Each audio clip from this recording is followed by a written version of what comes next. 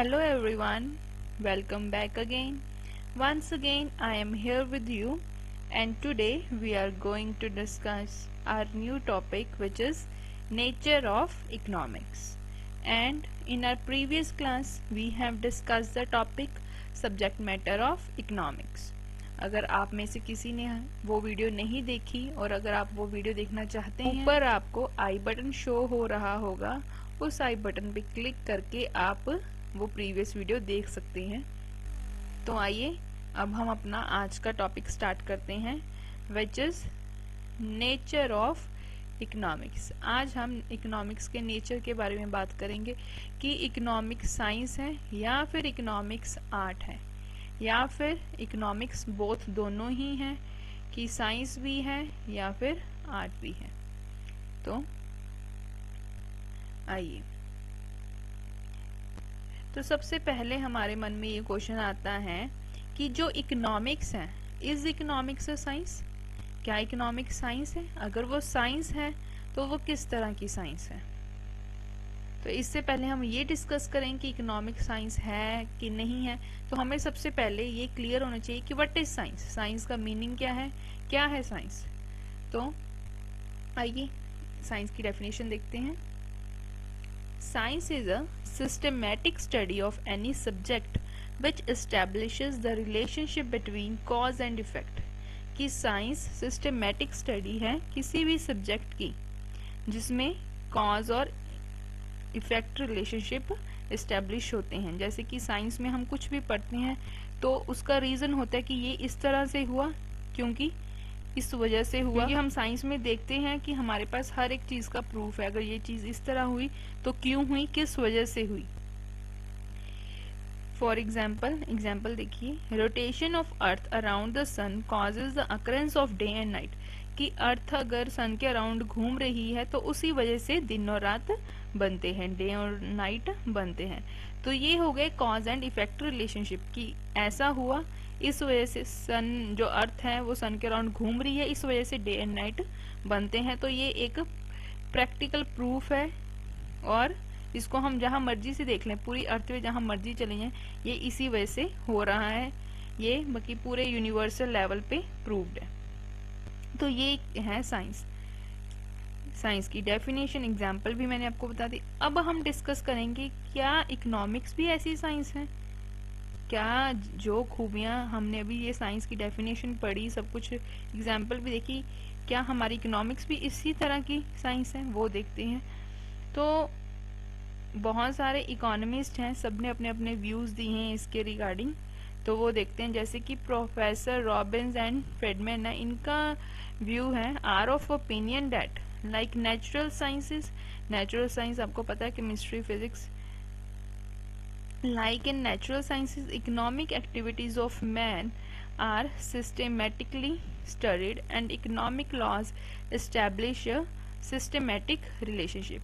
तो ये रॉबिन्स और फ्रेडमैन बोलते हैं जैसे कि नेचुरल साइंस में, फिजिक्स केमिस्ट्री में हर एक चीज़ की सिस्टमेटिक स्टडी की जाती है और कॉज एंड इफेक्ट रिलेशनशिप होता है, वैसे ही हमारी इकोनॉमिक्स में भी क्या है कि ह्यूमन की हर एक एक्टिविटी को सिस्टमेटिकली स्टडी किया जाता है। और जो इकोनॉमिक्स के लॉज हैं वो भी अब उनके जो रिलेशन है वो भी प्रॉपरली सिस्टमेटिकली प्रूव्ड है। जैसे कि उन्होंने एग्जांपल दी है लॉ ऑफ डिमांड। अभी आपने लॉ ऑफ डिमांड पढ़ा नहीं है इसलिए आपको नहीं पता होगा कि क्या है लॉ ऑफ डिमांड। इसके बारे में डिटेल चैप्टर है जो कि बहुत इंपॉर्टेंट है, वो हम आगे फर्दर करेंगे। अभी मैं आपको शॉर्ट में बता देती हूँ कि लॉ ऑफ डिमांड क्या है। लॉ ऑफ डिमांड ये है बेसिकली, अगर सपोज किसी चीज़ का प्राइस है वो बहुत हाई हो जाता है तो क्या होगा, उसकी जो डिमांड है वो कम हो जाएगी। और अगर किसी चीज़ का प्राइस बहुत कम हो जाता है तो उसकी जो डिमांड है वो इंक्रीज हो जाएगी। सपोज कि मार्केट में कोई आइसक्रीम है, उसका प्राइस 30 रुपीज़ है तो उसकी डिमांड कम है। अगर उसी आइसक्रीम का प्राइस सपोज 5 रुपीज़ हो गया तो उसकी डिमांड बढ़ जाएगी, हर कोई उसे खाना चाहेगा। तो ये है लॉ ऑफ डिमांड। तो ये जो रॉबिन्स और फ्रीडमैन है वो तो बोलते हैं कि हाँ जी, नेचुरल साइंस की तरह हमारी इकोनॉमिक्स भी same as it is work करती है। बट कुछ इकोनॉमिस्ट हैं, उनके अपने व्यू हैं। जैसे कि नेक्स्ट हमारे पास है अकॉर्डिंग टू स्लिगमैन, ये बोलते हैं कि साइंस की दो ब्रांचेज हैं। First one is natural science and second one is social science. Natural science, इनके अकॉर्डिंग नेचुरल साइंस क्या है, फिजिक्स, केमिस्ट्री, और बोलते हैं जो हमारी इकोनॉमिक्स है वो है सोशल साइंस, बिकॉज इसमें ह्यूमन बिहेवियर की स्टडी की जाती है। तो ये मानते हैं कि जो हमारी इकोनॉमिक्स है वो सोशल साइंस है। तो इस टॉपिक के ऊपर कि economics is a social science, कुछ इकोनॉमिस्ट ने अपने अपने व्यू दिए हैं। उन व्यूज को हम डिस्कस करते हैं डिटेल में। तो सबसे पहले सिस्टेमेटिक स्टडी, पहला जो आर्ग्यूमेंट है इस सोशल साइंस के फेवर में वो है सिस्टेमेटिक स्टडी। सिस्टेमेटिक स्टडी की जाती, इकोनॉमिस्ट का कहना है कि इकोनॉमिक्स में ह्यूमन बिहेवियर की सिस्टेमेटिक स्टडी की जाती है, प्रॉपर स्टडी की जाती है कि ह्यूमन कैसे कैसी कौन कौन सी एक्टिविटीज़ परफॉर्म करता है और किस तरीके से इस तरीके से परफॉर्म करता है कि वो अपनी नीड्स को लिमिटेड रिसोर्सेज का यूज़ करके सेटिस्फाई कर सके, उसकी वांट्स ज़्यादा से ज़्यादा पूरी हो सके। जो एक प्रोड्यूसर है वो, उसके पास जो लिमिटेड रिसोर्सेज है वो इन अपने रिसोर्सेज को इस तरीके से यूटिलाइज करेगा कि उसको ज़्यादा से ज़्यादा प्रॉफिट हो। और जो गवर्नमेंट है, गवर्नमेंट अपने लिमिटेड रिसोर्सेज को इस तरह से यूटिलाइज करेगी कि वो सोसाइटी का ज़्यादा से ज़्यादा वेलफेयर कर सके। तो इकोनॉमिस्ट का कहना है कि जो साइंस है, हमारी इकोनॉमिक्स है सॉरी, उसमें सिस्टमेटिक स्टडी होती है ह्यूमन बिहेवियर की। सेकंड उनका पॉइंट है साइंटिफिक लॉ। तो इकोनॉमिस्ट कहते हैं कि laws of economics like law of demand, ये सब क्या है, आर साइंटिफिक लॉज, सब ये साइंटिफिक लॉज हैं। ये इनमें कॉज एंड इफेक्ट रिलेशनशिप है। मैंने भी आपको बताया कि जैसे लॉ ऑफ डिमांड है, उसमें हमें बताया गया है कि प्राइस बढ़ेगा तो डिमांड कम हो जाएगी, प्राइस कम होगा तो डिमांड बढ़ जाएगी। तो कहते हैं कि इसे हम पूरी जहाँ मर्जी इसको कर लें, तो ये लॉ एज इट इज़ ही अप्लाई होगा हर एक कंट्री में, हर एक प्लेस पे। इकोनॉमिस्ट का ऐसा कहना है। उसके बाद वो थर्ड अपना पॉइंट देते हैं वैलिडिटी ऑफ लॉ। तो इकोनॉमिस्ट बोलते हैं जैसे साइंस के लॉज को हम हर कहीं भी जाके वेरीफाई कर सकते हैं, वैसे ही हम अपने इकोनॉमिक्स के लॉज को भी वेरीफाई कर सकते हैं। उनको वेरीफाई कर सकते हैं हम through empirical investigation. Empirical investigation होती है कि हम रिसर्च करके अपने लॉ के ऊपर रिसर्च करें, उसके रिलेटेड डाटा इकट्ठा करें, देन हम प्रूव कर सकते हैं कि हाँ जी जो हमारा ये लॉ है वो एम्पिरिकली वेरीफाइड है, ये प्रूव्ड है। तो ये कुछ पॉइंट्स थे जो इकोनॉमिस्ट ने दिए थे कि उनका कहना था इकोनॉमिक्स जो है वो सोशल साइंस है। ऐसे भी इकोनॉमिस्ट हैं जिन्होंने कहा है वो अगेंस्ट कि economics is not a natural science. जैसे रॉबिन्स और फ्रेडमैन कहते हैं कि इकोनॉमिक्स एक नेचुरल साइंस की तरह ही वर्क करती है, बट बहुत से इकोनॉमिस्ट ऐसे हैं कि वो बोलते हैं कि इकोनॉमिक्स जो है वो नेचुरल साइंस नहीं है।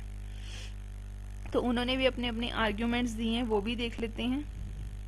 Economics is not a natural science. सबसे पहला एग्जैक्ट लॉज।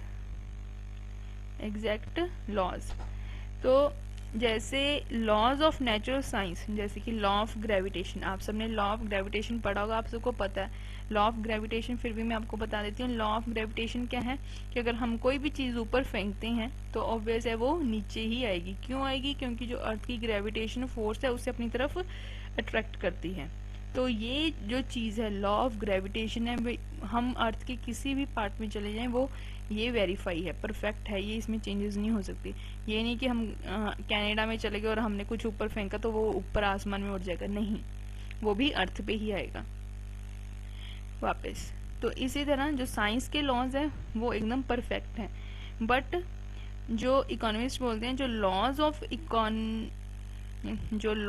ऑफ इकोनॉमिक्स हैं आर नॉट सो एग्जैक्ट, इतने एग्जैक्ट नहीं है, उसमें चेंजेस आ जाती हैं कई बार। वो चेंजेस कैसे कि सपोज कि जैसे हम बोल रहे हैं कि लॉ ऑफ डिमांड है हमारे पास, उसमें क्या है कि प्राइस बढ़ेगा डिमांड कम होगी, प्राइस कम होगा, डिमांड बढ़ जाएगी। बट अगर बाय चांस कोई ऐसे कंज्यूमर हैं जिनकी इनकम बढ़ जाती है, अगर इनकम बढ़ गई तो उसे कोई फर्क नहीं पड़ता कि वो उस चीज का प्राइस कितना है कितना नहीं, वो उसको बाय करेगा ही करेगा। इस पॉइंट पे आके जो है लॉ ऑफ इकोनॉमिक्स फेल हो जाता है, sorry law of demand, sorry law of economics नहीं, लॉ ऑफ डिमांड फेल हो जाता है। तो हम नहीं बोल सकते कि जो इकोनॉमिक्स के लॉज हैं वो एग्जैक्ट लॉज हैं। उसके बाद नेक्स्ट हमारे पास पॉइंट है यूनिवर्सल लॉज।